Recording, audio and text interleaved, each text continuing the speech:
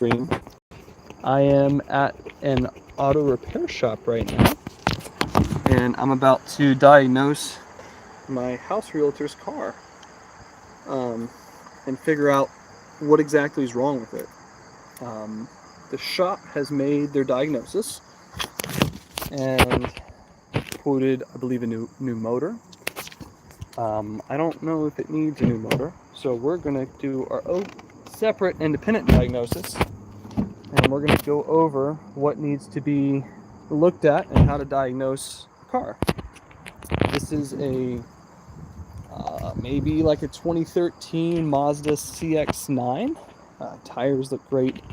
She's having motor trouble. So what's happened is the car goes into limp mode when you start it, and it overheats pretty bad. So typically when you have a limp mode, that means something's wrong with the motor. It's not performing the way it should. So that's our first indicator that something's wrong. Overheating obviously means we're not getting coolant to the motor, most likely.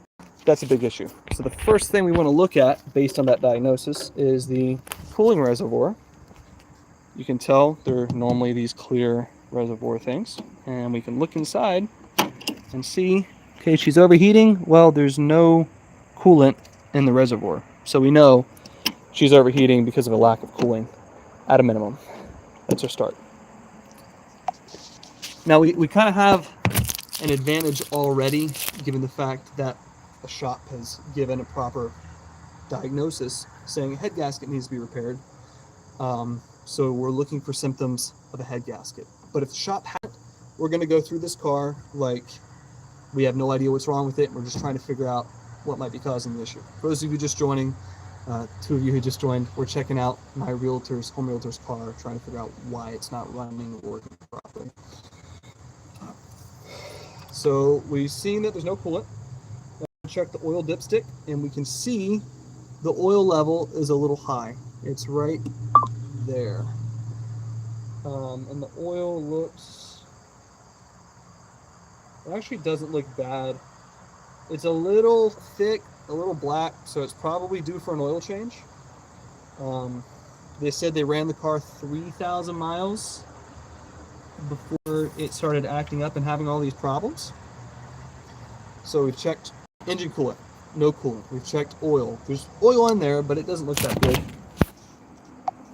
Now we're going to check this oil fill cap. There's no oil on that. We're going to look down and see the cylinder head or valves. See if we can see any milkshake. If the head gasket goes, normally you get this creamy colored milkshake stuff going on. And that oil looks a little contaminated. What's up, Go Cool? Let's see if we can focus in here. Shahir, how's it going? Where are you guys from? Yeah, there we go. Oil looks a little contaminated. Could be coolant, or it could just be old oil. I'm just coming from work. I don't have any of my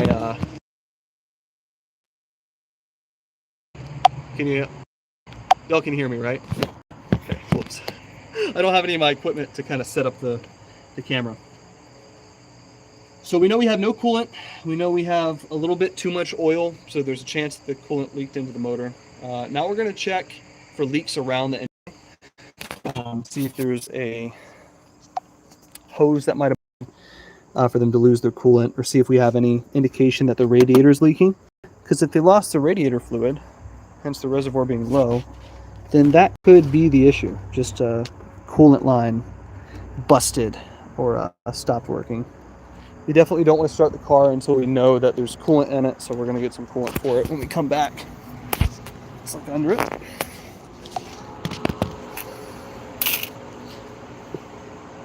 Oh, look how convenient this oil filter is. It's right there. Bro's live, but it's like 1 a.m. here in Pakistan. I'll probably watch a replay. Oh my gosh, dude, that's late. A lot of people tend to watch, not from the U.S. I'm in the U.S. So welcome from Pakistan. That's pretty cool. The underside of this car actually looks really which is unfortunate considering there's a potentially catastrophic engine failure. We got some what looks like it could be wet spots under here. We'll have to use our live to see. That was like right in here. Checking the radiator here, just trying to see if it's wet at all. Got any leaking? No, that's pretty dry.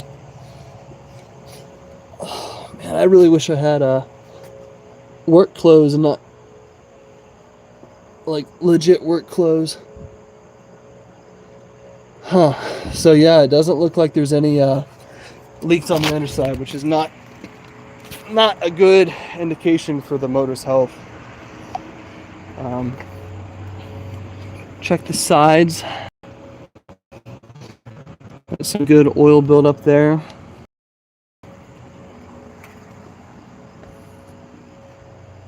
I'd be really interested to drain the oil out. Yeah, I know. I might have already. We're okay. Yeah, we haven't ruined it yet. Be really interested to drain the oil out. Just kind of see what it looks like. I don't think that'd be hard, so we might actually come back to this and do our own little oil change, but just reuse the oil. Our oil drain plug is right here. There's one bolt. All we got to do is get a pan under it, and we can drain it all out, kind of inspect the oil, see what it looks like, and then if it looks good, we can just funnel it right back in the top after we plug that hole.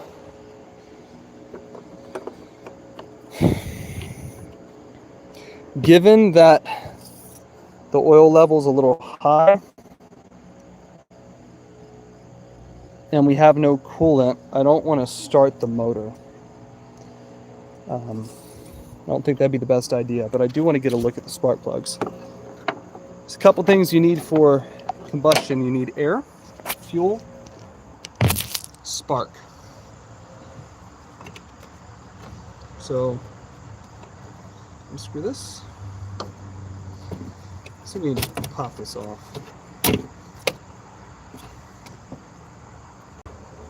Might be, no. Most valve covers just kind of pop it off. Need a jack stand for it though. We don't need a jack stand for doing an oil change in this car because it's high enough off the ground that we can just crawl right under it. All right, we got the engine cover off. Gonna look through here. I actually don't know what this is for. Just like a sensor of some kind. Got some electrical cable wrap. Got our spark plugs here. I'd love to pull one, but I don't know if I have any tools with me. I went camping. Don't give me comments about the mess.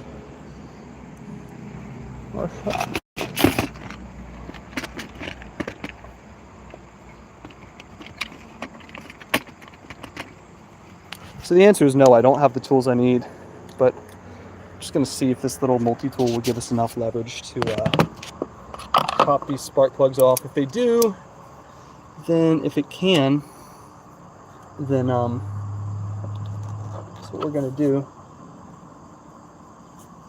Don't know how that clips off yet.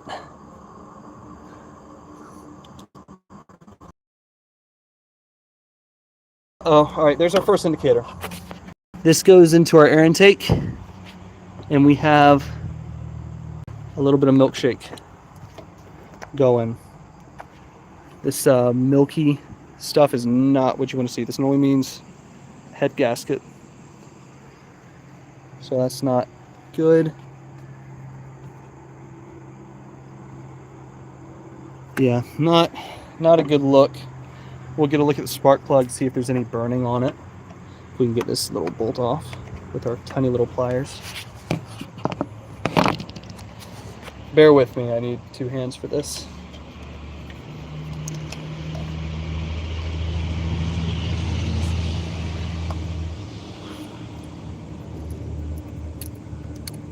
I don't know if we're going to be able to get the leverage we need to undo this. Let's try this one. It looks like a 6-cylinder, so there's going to be 6 of these spark plugs. Yeah, we're not going to be able to get the leverage to pop that off. Let me go see if I have any other tools in the back seat for some reason. It's just wire. Completely forgot I was doing this today, if I'm going to be honest. Oh, you don't need to see that. Okay, we do not have the tools we need.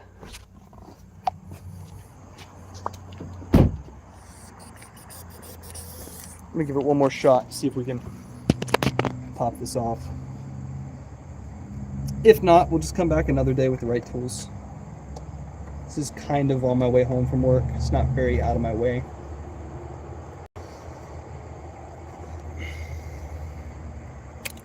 Yeah, we'll be able to get those off, which is unfortunate because that would give us a lot of insight as to my arms on it, as to what's actually going on in the motor. But just given that our air intake has some milky stuff in it,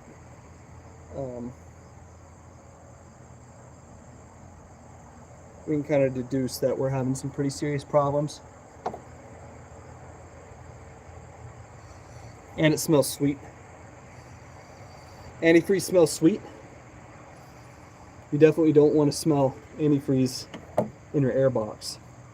The fact that it's sucking in antifreeze through the air box too is pretty concerning, because why are we getting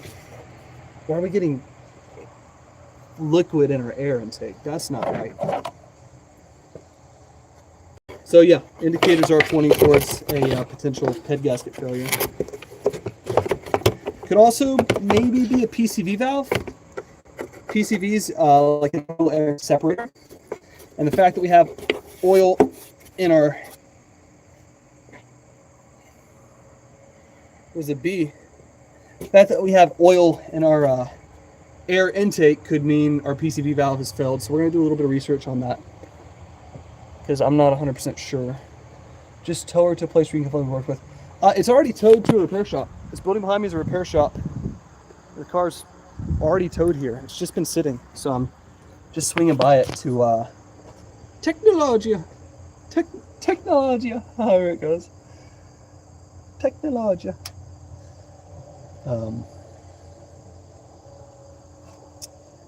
The car is car. We're not going to get much further. I'm going to take a look at the air intake filter. Just see what's going on here real quick, because we're already at it's missing one of its clips to lock it down. Should be no reason to have any fluid or crap on this, but who knows. Pull that, lift this up. There's 2 clips that clip this on, and then these should just slide right out. I need 2 hands. Just like this.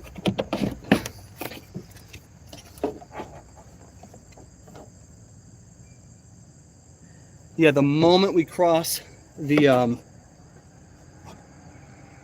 butterfly valve, the, what do you call it? The throttle body for our air intake, we immediately have oil. So I want to look into the PCV valve in this. I'm gonna have to do some research off camera. Air filter is definitely shot too. You can see how dirty that is. I don't know. This isn't my car. I don't know what's happening with the coolant. This is my Realtors car. I'm just kind of checking it out for her, because I wanted to give her a second opinion on if it actually was her head gasket that failed, and possibly put a number on fixing it for her if it is something I can do within my ballpark, you know, or in my wheelhouse. So we're starting to skirt pretty close to ruining our dress shirt. But this was insightful. Check the brake fluid. Brake fluid looks great. Brake fluid is normally this little thing here. It's on the right side of the motor bay, and then we have a power steering fluid over here. You can tell by the fact that it says power steering. Let's check on that. Probably black. No, that's not supposed to happen. We have some, it's just a little bit low.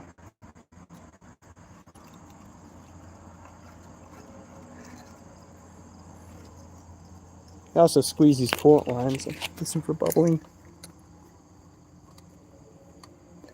That might be all air, man. It's not good. Car's definitely messed up. But we've done our quick diagnosis of what we can.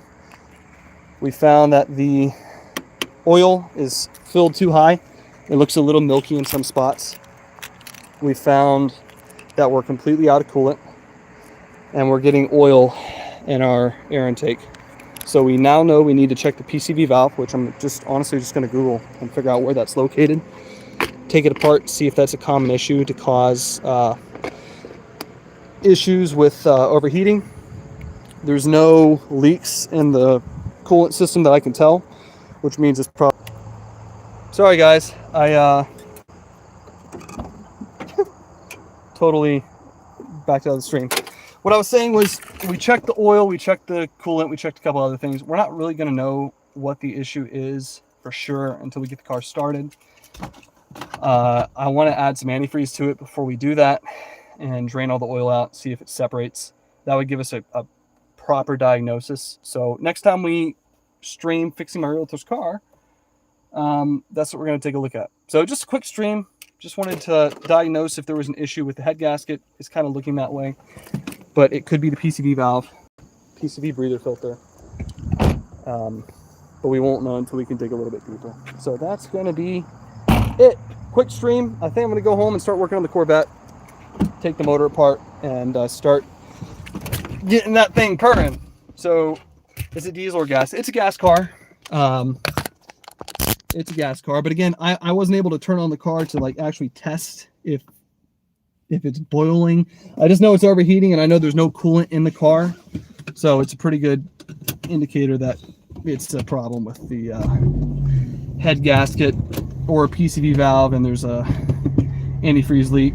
PCV valve would cause the motor to choke and run rough and go into limp mode. So I'm not going to write off the car.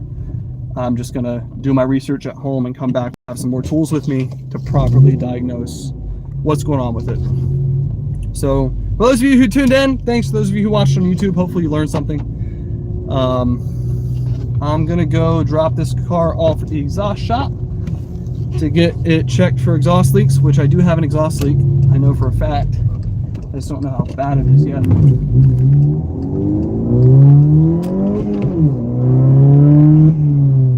Car's pretty fun.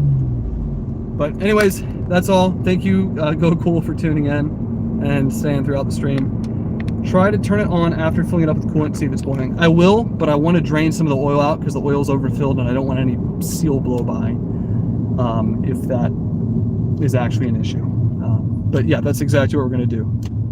Thanks. It's my APR tuned Stage 1 Jetta. It pulls pretty good, but that's enough incriminating myself for the day. All right, guys, thanks for tuning in. I'll catch you guys on the next live stream, probably later tonight or tomorrow. Peace.